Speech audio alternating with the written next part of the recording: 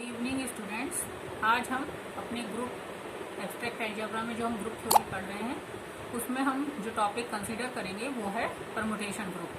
Permutation group यदि हमारा आज कवर हो जाता है तो उसके बाद हम नेक्स्ट कंसीडर करेंगे symmetries of an equilateral triangle, symmetries of rectangle, symmetries of square, क्योंकि ये सब ग्रुप फॉर्म करती हैं और ये ज्योमेट्री और अलजेब्रा का आपस में कनेक्शन शो करती हैं। ये जो एग्जाम्पल्स हैं तो ये एग्जाम्पल ज्योमेट्री के पॉइंट ऑफ व्यू से बहुत इंपॉर्टेंट हैं और बहुत सुंदर अलजेब्राइक स्ट्रक्चर है इनका, वो सब हम थोड़ा सा देखेंगे, थोड़ा सा उसका एक ग्लिम्स देखने की कोशिश करेंगे। ठीक है, तो परमुटेशन ग्रुप से हम आज का लेक्चर स्टार्ट करते हैं।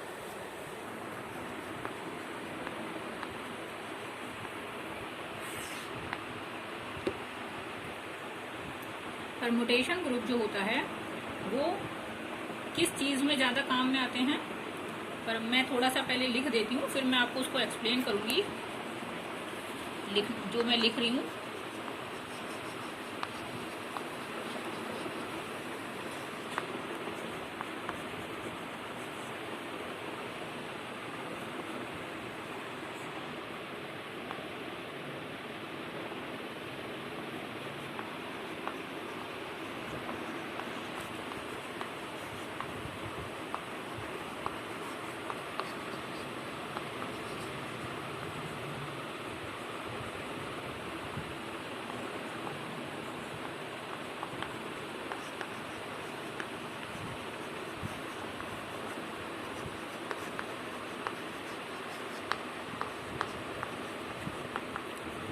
study of finding solutions of polynomial equations।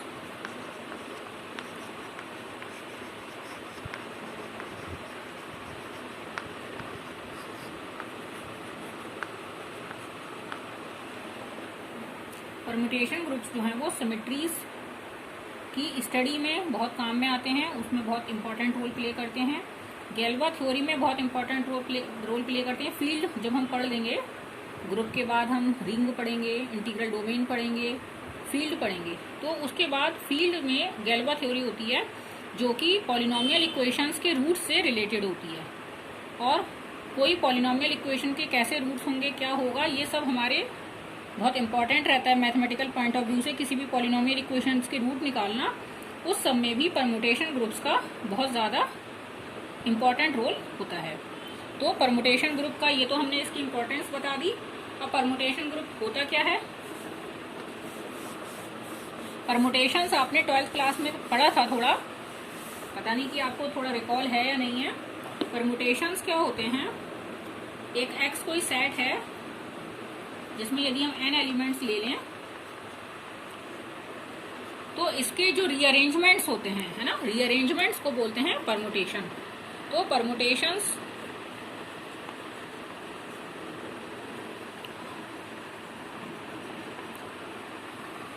of a set X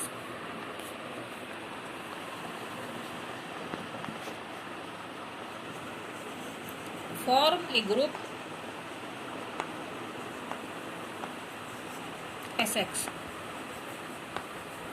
and if X is finite,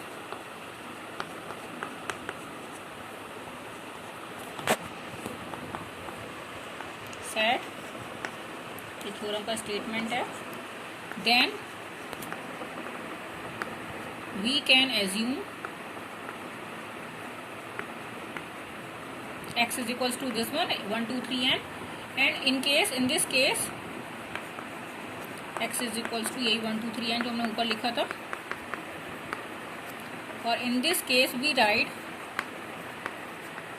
Sn instead of Sx, है ना।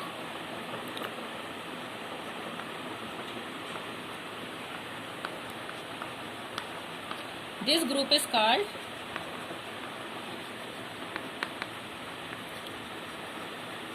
symmetric group of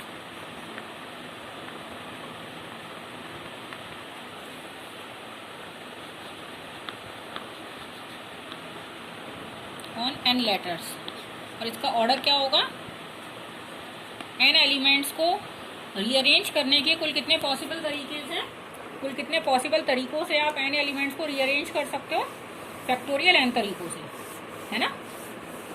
factorial n तरीकों से आप n एलिमेंट्स के डिफरेंट कॉम्बिनेशंस बना सकते हो। टोटल नंबर ऑफ अरेंजमेंट्स कैसे होते हैं, फैक्टोरियल n, ये हमने 12th क्लास में पढ़ा था।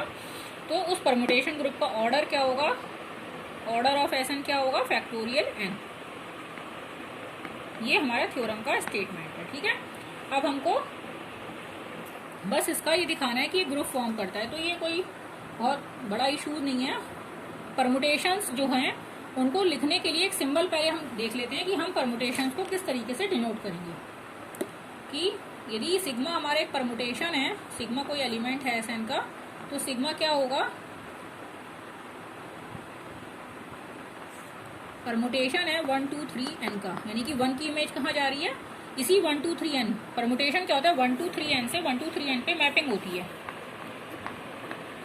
1 1 ऑन टू मैपिंग है ना। रीअरेंजमेंट है एलिमेंट्स का आपस में। तो 1 की इमेज कहीं भी जा सकती है, 2 की इमेज कहीं भी जा सकती है, जैसे 1 की 2 पे चली गई, 2 की 3 पे, और मान लीजिए बाकी सबकी अपनी आइडेंटिकल रहती है इस तरीके से। तो ये हम इस मैपिंग को इस तरीके से ब्रैकेट के अंदर शो करेंगे ताकि हमारी जगह थोड़ा कम लगे, हम प्रिसाइसली और कंसाइज फॉर्म में हम अपने नोटेशंस को, अपनी मैपिंग को लिख सकें। इसके लिए हम इस नोटेशन का यूज करेंगे। एक ब्रैकेट में ऊपर फर्स्ट रो में डोमेन आ गया और सेकेंड रो में रेंज आ गई, और जिस एलिमेंट की इमेज जहां जा रही है वो हमने उसके नीचे लिख दिया है। इस तरीके से हम सारे परमुटेशंस को शो करेंगे। परमुटेशंस एक्चुअली क्या है, 1 1 ऑन टू मैपिंग्स हैं, बाइजेक्शंस हैं सेट के। ठीक है, और इनकी जो आपस में जो इनका ऑपरेशन है कंपोजिशन ऑफ मैपिंग्स से डिफाइन होगा। इनका जो मल्टीप्लिकेशन है परमुटेशंस का, तो परमुटेशंस के लिए हम एक कन्वेंशन अडॉप्ट करते हैं। वी विल अडॉप्ट द, अलग अलग बुक्स में ये कन्वेंशन अलग अलग हो सकता है। किसी में राइट टू लेफ्ट मल्टीप्लाई होता है किसी बुक में, और किसी में लेफ्ट टू राइट मल्टीप्लिकेशन होता है, लेकिन उनसे कोई फर्क नहीं पड़ता। आप किसी भी तरीके से बाइनरी ऑपरेशन डिफाइन कर सकते हैं और दोनों केसेस में वो ग्रुप फॉर्म करेगा। Convention of multiplying two permutations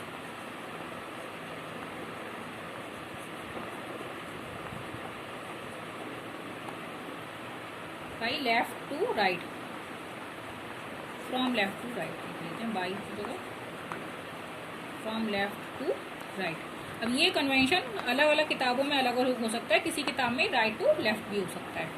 तो जैसे कि यदि हमें कंप्यूट करना है सिग्मा और टा की मल्टीप्लिकेशन करनी है दो परमुटेशंस की, तो हम क्या करेंगे, सिग्मा टा एक तरीके से मैपिंग है ना, कंपोजिशन है मैपिंग्स का। तो जनरली क्या होता है कि सिग्मा ऑपरेट बाद में करता है, टा पहले करता है, लेकिन परमुटेशन नोटेशन में हमें ये आसान पड़ता है कि हम उल्टा करें, कि पहले सिग्मा को ऑपरेट करा लें फिर टा को ऑपरेट कराएं। अपने ब्रैकेट वाले नोटेशन में चाहो तो आप ऐसे भी डिफाइन कर सकते हो, या आप ऐसे भी डिफाइन कर सकते हो, sigma tau x is equals to composition of mapping के तौर पे सिग्मा टा एक्स, ऐसे भी कर सकते हो। इसका मतलब हो गया राइट टू लेफ्ट, पहले आपने राइट वाला लगाया उसके बाद लेफ्ट वाला लगाया।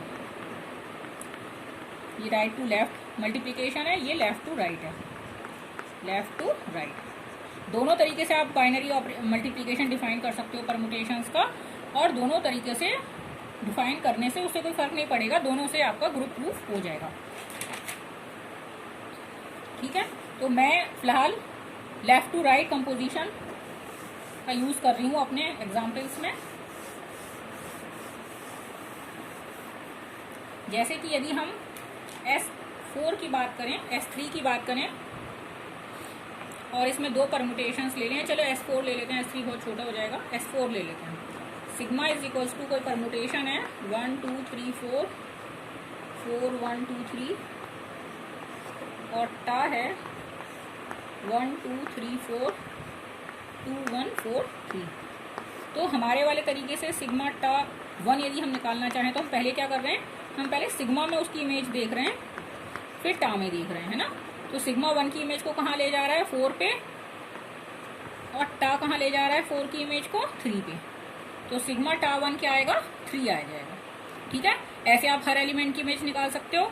और जो दूसरा वाला अल्टरनेटिव क्या था, उसमें क्या हो जाएगा सिग्मा टा 1, पहले टा के अंदर इमेज देखेंगे आप और फिर सिग्मा के अंदर देखेंगे। तो सिग्मा और टा 1 क्या है 2 और फिर सिग्मा 2 है 1, तो उसमें इमेज आएगी 1, इसमें इमेज आएगी 3। ठीक है, समझ गए, कोई कंफ्यूजन नहीं होना चाहिए आई थिंक। लेकिन इस तरीके से डिफाइन करने से, यदि हम अपना जो बाइनरी ऑपरेशन है वो इस तरीके से डिफाइन करें तो हमें आसानी क्या हो जाती है कि हमें हर एलिमेंट की इमेज अलग अलग नहीं देखनी पड़ती, हम बहुत आसानी से शॉर्टली देख लेते हैं।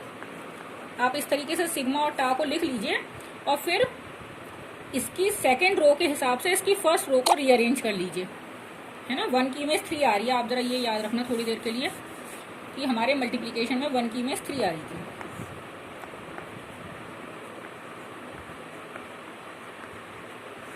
और इसको अरेंज कैसे करेंगे, इसकी सेकेंड रो के हिसाब से। तो 4 1 2 3, 4 की इमेज क्या है 3, 1 की 2, 2 की 1, 3 की 4।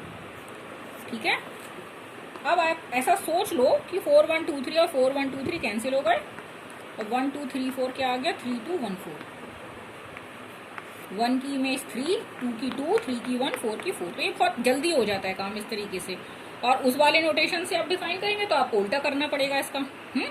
कोई फर्क नहीं है, लेकिन मैं इसको थोड़ा प्रिफर करती हूँ, मुझे ये थोड़ा आसान लगता है नोटेशन डिफाइन करना, बाइनरी मल्टीप्लिकेशन इस तरीके से। ठीक है, तो ये सिग्मा और टा का मल्टीप्लिकेशन इस तरीके से हम डिफाइन करेंगे। ये हमारा बाइनरी ऑपरेशन हो गया। ठीक है, ये बाइनरी ऑपरेशन वो कम्यूटेटिव नहीं है। सिग्मा टा में जो इमेज जाएगी किसी एलिमेंट की, जरूरी नहीं है वो टा सिग्मा में जाए, जैसे कि अभी आपने देखा था। अब क्लोजर लॉ, 2 परमुटेशन का जो मल्टीप्लिकेशन आएगा वो अगेन एक परमुटेशन आएगा, क्योंकि आप यदि मैपिंग थ्योरी से देखें तो दोनों परमुटेशंस क्या हैं 1 1 ऑन 2 मैपिंग्स हैं। तो 2 1 1 ऑन 2 मैपिंग का जो कंपोजिशन होता है वो भी 1 1 ऑन 2 मैपिंग ही रहेगा, बाइजेक्शन ही रहेगा, यानी कि परमुटेशन ही रहेगा, यानी कि क्लोजर लॉ होल्ड हो जाएगा। सेकेंड है एसोसिएटिविटी, तो composition of mappings is always associative, तो इसमें भी कोई प्रॉब्लम नहीं है, एसोसिएटिविटी भी होल्ड हो गई, है ना। क्लोजर भी टिक हो गया और एसोसिएटिव भी टिक हो गया।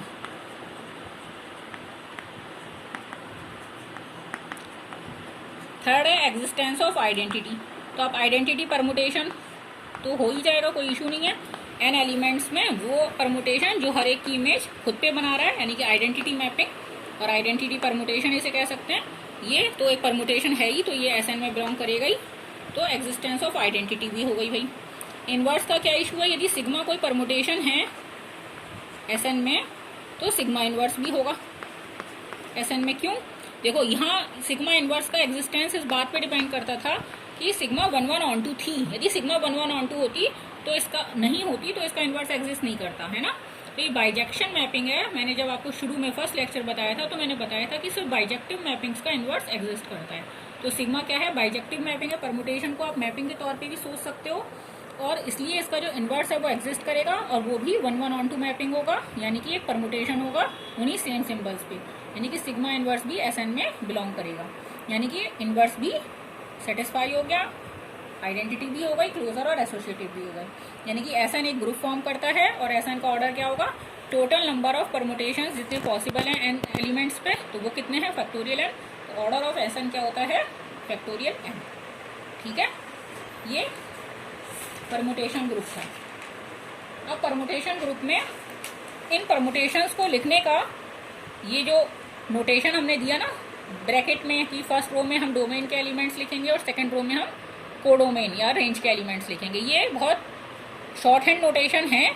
लेकिन मैथ्स क्या करती है कि और छोटे को और छोटा करना, तो हमें ये भी थोड़ा लंबा लग रहा है, हम चाह रहे हैं हम इसको और थोड़े छोटे तरीके से लिख सकें, तो इसके लिए हमने एक नया नोटेशन इजाद किया, एक नया नोटेशन बनाया मैथमेटिशियंस ने, और वो क्या है, cyclic notation to denote permutations. तो जो हमारा नोटेशन है परमुटेशंस को डिनोट करने का, the notation used to represent permutations is cumbersome.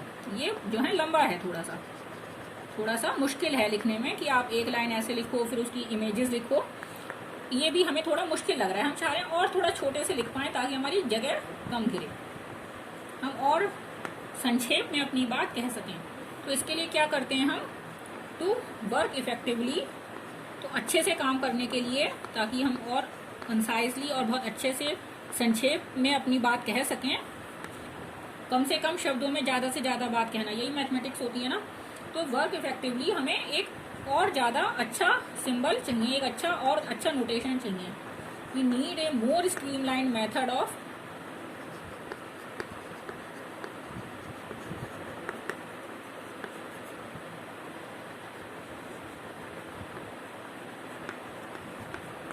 writing permutations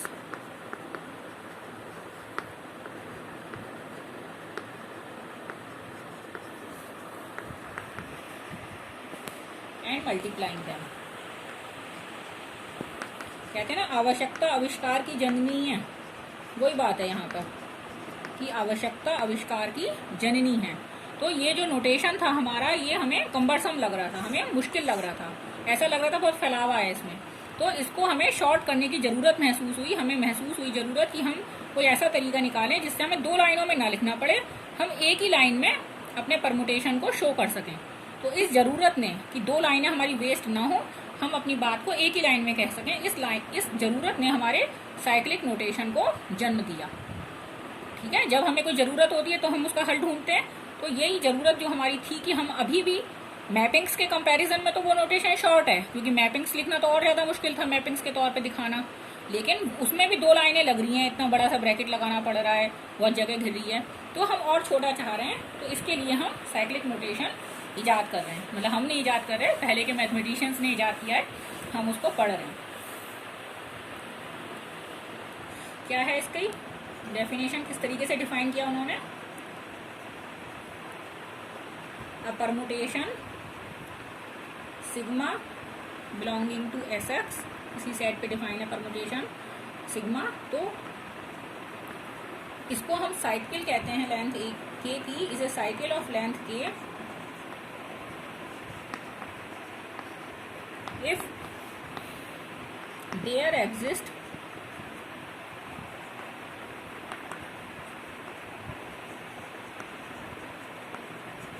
elements a1 a2 ak belonging to x such that sigma के अंदर a1, अभी हमने जनरल सेट x लिया हुआ है तो उसके एलिमेंट्स को हम 1 2 3 से भी दिखा सकते हैं, a1 a2 से भी दिखा सकते हैं, उससे कोई फर्क नहीं पड़ता कि हम एलिमेंट्स को शो करने के लिए किस सिंबल्स का यूज कर रहे हैं। यदि हमारा फाइनाइट सेट होता है तो हम 1 2 3 n से भी दिखा सकते हैं, या a1 a2 an से भी दिखा सकते हैं, या abcd से भी दिखा सकते हैं। बस हमें पहचान होनी चाहिए कि हम कौन सा एलिमेंट की बात कर रहे हैं। तो कुछ सफिक्स तो उसमें लगाना पड़ेगा 1 2 3 के लिए, बाकी आप सिर्फ 1 2 3 से भी काम चला सकते हैं, या a1 a2 से भी काम चला सकते हैं। तो साइकिल कब कहते हैं कि a1 की इमेज यदि a2 पे जा रही है, a2 की इमेज a3 पे जा रही है, और एंड सो ऑन, हर एक की इमेज अपने अगले पे जा रही है, और एक एक की इमेज क्या हो रही है, वापस लौट के a1 पे आ जाए, और बाकी सारे एलिमेंट्स की जो इमेज है, इसके अलावा यदि और ai हैं इसके अंदर, तो उनकी इमेज जो है वो अनचेंज रहे, उनकी इमेज खुद पे चली जाए। ऐसी 1 1 on 2 मैपिंग हो कि a1 की इमेज a2 पे जाए, a2 की इमेज a3 पे जाए, a3 की a4 पे, एंड सो ऑन, और लास्ट वाले की पहले वाले पे चली जाए, और जितने बचे हुए एलिमेंट्स रह गए उनकी इमेज खुद पे चली जाए। ठीक है, तो इस परमुटेशन को हम साइक्लिक नोटेशन में लिख सकते हैं। जैसे आप इसको दोनों तरीके से मैं लिख के दिखाती हूँ उस परमुटेशन को आपको। ये इसकी डेफिनेशन हो गई। अब हम एक एग्जांपल ले लेते हैं। सिग्मा S7 में कोई एग्जांपल है हमारा, एक परमुटेशन है जो 7 सिंबल्स पे डिफाइन है, और ये इस तरीके से है, 1 की 6 पे, 2 की 3 पे, 3 की 5 पे, 4 की 1 पे, 5 की 4 पे, 6 की 2 पे, और 7 की 7 पे। ठीक है, तो हम कोई एक एलिमेंट पकड़ते हैं, 1 मान लीजिए पकड़ लिया हमने, पहला एलिमेंट ही पकड़ लिया। 1 की इमेज कहाँ जा रही है, 6 पे जा रही है। 6 की इमेज कहाँ जा रही है, 2 पे जा रही है। 2 की कहाँ जा रही है, 3 पे जा रही है। 3 की 5 पे, 5 की 4 पे, और 4 की वापस 1 पे। बस बात खत्म यहीं पे।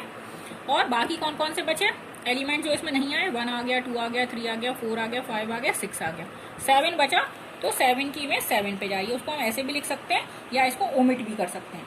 ओमिट करने का मतलब है कि हम इसे छोड़ सकते हैं। हम मान लेते हैं कि जो एलिमेंट हमने साइकिल में नहीं लिखा है उसकी इमेज उसके द्वारा उसी एलिमेंट पे जा रही है। तो इसमें कितने एलिमेंट है इस साइकिल में? 1 2 3 4 5 6। तो sigma is a cycle of length 6।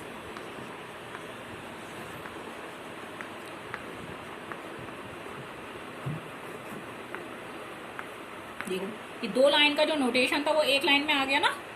1 की इमेज 6 पे, 6 की 2 पे, 2 की 3 पे, 3 की 5, 5 की 4, 4 की 1। और जो इसमें नहीं है उसकी इमेज खुद की खुद पे। तो ये नोटेशन हमने एक लाइन में लिख दिया।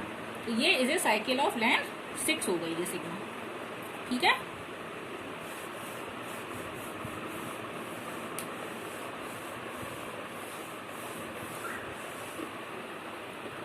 एक और एग्जाम्पल देखते हैं। यदि टा हमारा एक परमुटेशन है,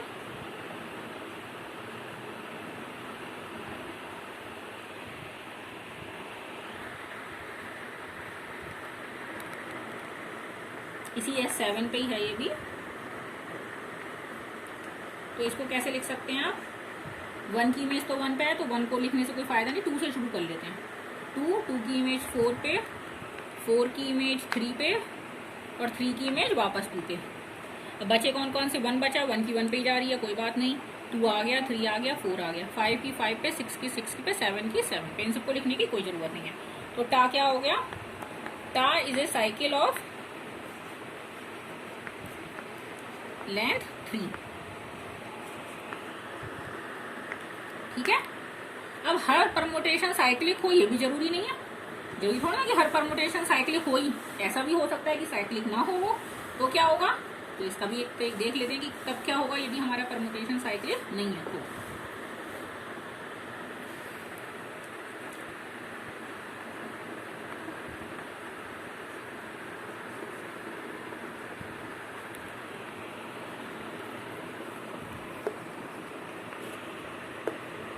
not every permutation is cyclic. Her permutation cyclic कोई जरूरी नहीं है। फॉर एग्जाम्पल को देखिए, मैं ऐसे भी लिखते हैं ईजी। ईजी को क्या पढ़ते हैं? फॉर एग्जाम्पल पढ़ते हैं। For example, consider the permutation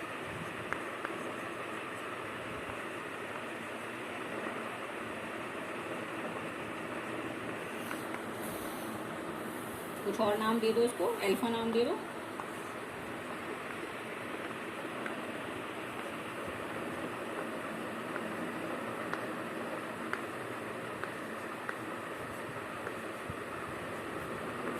ठीक है, इसमें क्या है?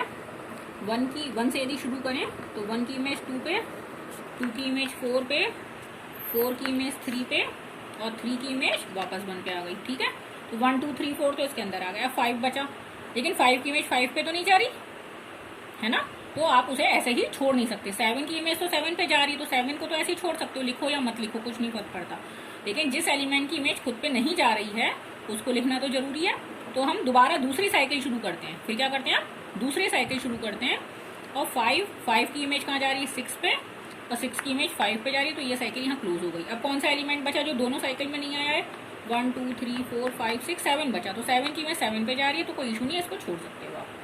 ठीक है, तो जो परमुटेशन खुद साइक्लिक नहीं होगा वो 2 साइकिल्स के मल्टीप्लीकेशन के तौर पे लिखा जा सकेगा। 2 या 2 से ज्यादा साइकिल्स के मल्टीप्लीकेशन के तौर पे लिखा जा सकेगा। और वो साइकिल्स कैसी होंगी? डिसजॉइंट होंगी। कैसी होंगी? डिसजॉइंट, मतलब इनमें और इसमें कुछ भी कॉमन नहीं होगा। इसमें कौन कौन से एलिमेंट्स हैं? 1 2 3 4, और इसमें कौन सा एलिमेंट है? 5 6, यानी कि कैसी हैं ये दोनों?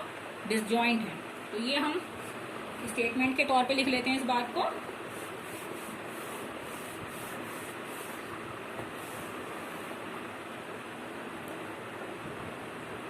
Every permutation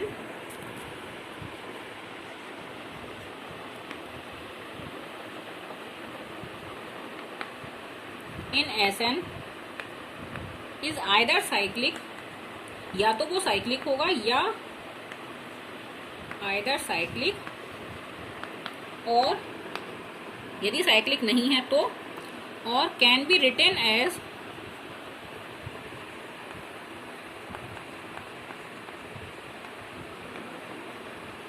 product of disjoint cycles.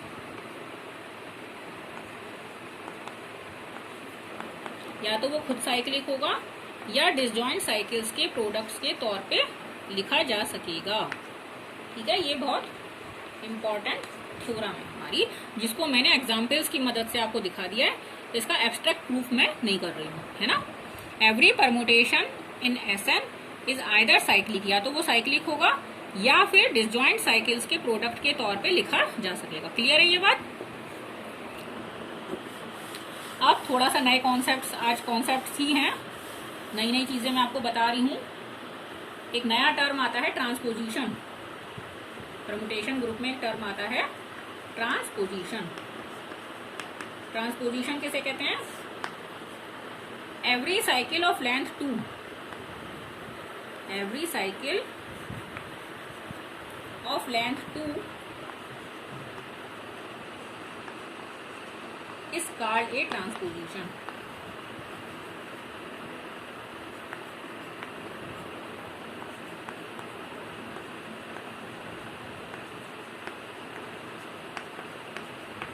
To length की जो साइकिल होती है उसको क्या बोलते हैं? ट्रांसपोजिशन। जैसे कि 1 2, यही एक साइकिल है जो 1 की इमेज 2 पे ले जा रही है, 2 की इमेज 1 पे ले जा रही है।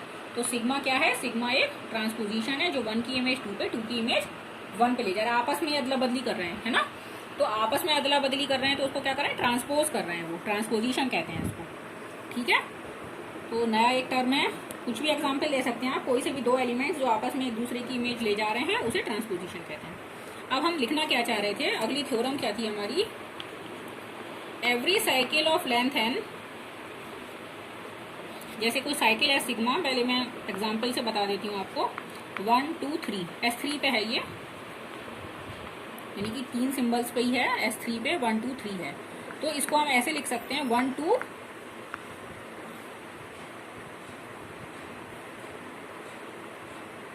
1 3। ठीक है, एक बार करके देख लेते हैं। 1 2 3, 1 की 2, 2 की 1, 3 की 3, 1 की 3, 3 की 1, 2 की 2, इसका मतलब ये हो गया। तो 1 की 2, 2 की 2, 1 की 2, 2 की 1, 1 की 3, 2 की 3, 3 की 3, 3 की 1, 3 की 1। ठीक है, तो सही है। तो आप इसको दो ट्रांसपोजिशन के प्रोडक्ट के तौर पे लिख सकते हो। 1 2 1 3 साइकिल है लेंथ 3 की, तो उसको दो ट्रांसपोजिशन के मल्टीप्लीकेशन के तौर पे लिख सकते हो। तो यही एक जनरल स्टेटमेंट के तौर पे मैं लिखने जा रही थी कि every cycle of length n can be written as a product of n-1 transpositions. इसमें लेंथ 3 की साइकिल थी, तो दो ट्रांसपोजिशन के प्रोडक्ट के तौर पे आपने सिग्मा को लिख लिया। देख लो 1 2 और 1 3 के तौर पे। तो 1 2 का क्या मतलब हुआ कि 1 की इमेज 2 पे, 2 की इमेज 1 पे और 3 की इमेज अनचेंज। 1 3 का क्या मतलब हुआ? 1 की इमेज 3 पे, 3 की इमेज 1 पे और 2 की इमेज अनचेंज। और इन दोनों का मल्टीप्लीकेशन करोगे तो क्या आएगा? 1 की इमेज 2 पे, 2 की 2 पे, यानी कि 1 की 2 पे चली गई। 2 की 1 पे, 1 की 3 पे, यानी कि 2 की 3 पे चली गई। 3 की 3 पे, 3 की 1 पे, यानी कि 3 की 1 पे चली गई, 3 की 1 पे चली गई। तो ये हो गया प्रोडक्ट करके सिग्मा आ गया। तो ये जनरल स्टेटमेंट के तौर पे मैं लिख रही थी इसे। थ्योरम है हमारी every cycle of length n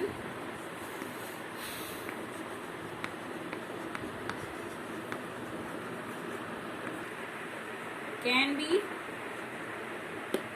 written as a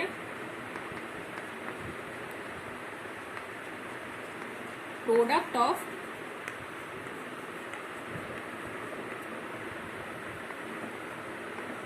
n-1 ट्रांसपोजिशंस। है ना, यहाँ डिसजॉइंट नहीं लिखा है मैंने, है ना, यहाँ डिसजॉइंट नहीं लिखा है, डिसजॉइंट वर्ड यूज नहीं किया है मैंने, क्योंकि डिसजॉइंट हो भी नहीं सकती वो। तो n लेंथ की जो साइकिल है उसको n-1 ट्रांसपोजिशंस के प्रोडक्ट के तौर पे शो कर सकते हैं। ये भी एक बहुत इंपॉर्टेंट थ्योरम है, और इसी के बेस पे कि नंबर ऑफ ट्रांसपोजिशंस कितने हैं किसी परमुटेशन पे, उसके बेस पे हम उसका क्लासिफिकेशन करते हैं इवन परमुटेशन और ऑड परमुटेशन में। ये आपको शायद ध्यान होगा, जो शुरू के लेक्चर्स जब मैंने लिए थे आपको, तो मैंने उसमें एक इवन परमुटेशन और ऑड परमुटेशन का जिक्र किया था, वो अब यहाँ आएगा तो अभी थोड़ा समय कम है हमारे पास, इस लेक्चर को मैं सम अप कर रही हूँ यहीं पे, लेकिन कल हम इसी को कंटिन्यू करेंगे और उसमें इवन परमुटेशंस और ऑड परमुटेशंस के बारे में देखेंगे, और साथ में ये भी कि इवन परमुटेशंस अपना अलग ग्रुप फॉर्म करते हैं फैक्टोरियल n/2 का, आधे इवन होते हैं आधे ऑड होते हैं एक्चुअली, तो उनका एक अलग ग्रुप फॉर्म करते हैं वो इवन परमुटेशंस, लेकिन ऑड परमुटेशंस अपना अलग ग्रुप फॉर्म नहीं करते क्योंकि वहाँ पे क्लोजर लॉ होल्ड नहीं हो पाता। ये सारी थ्योरम्स हम कल आगे स्टडी करेंगे, तो आज हम इसको यहीं सम अप करते हैं आज के लेक्चर को, और कल इसको परमुटेशन ग्रुप को कंटिन्यू करेंगे। Thank you very much.